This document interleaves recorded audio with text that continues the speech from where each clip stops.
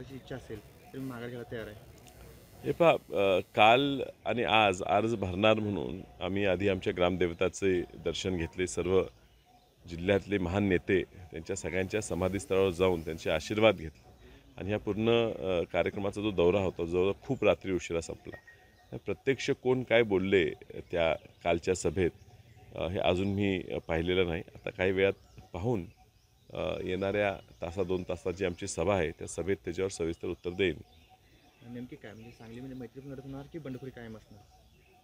पण सांगलीत माझा विश्वास आहे की काँग्रेस पक्ष शिवसेनेला पटवून सांगण्यात यशस्वी राहील.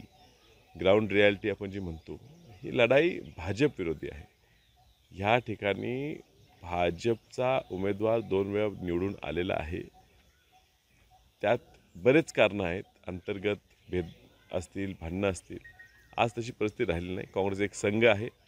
महाविकासाकडे ताकद वाढलेली आहे आणि तो ह्या ठिकाणी काँग्रेसच भाजपला पाडू शकेल ही ग्राउंड रियालिटी शिवसेना समजून घेईल आणि येणाऱ्या शुक्रवारपर्यंत हा निर्णय बदलून काँग्रेसचा एबी फॉर्म दाखल करेल. काल तुम्ही अर्ज दाखल केल्यानंतर परत 19 तारखेला संजय राऊत सांगली दौऱ्यावर येत आहेत. तुमच्या उमेदवारीनंतर त्यांनी हा निर्णय घेतला परत सांगली दौरा करण्याचा. हे पहा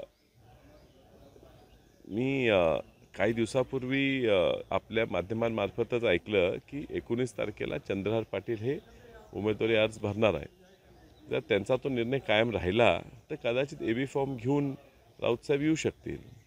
पण तो निर्णय बदलला तर काँग्रेसचं कोणतरी येईल एबी फॉर्म जमा करेल. 19 तारखेपर्यंत थांबूया.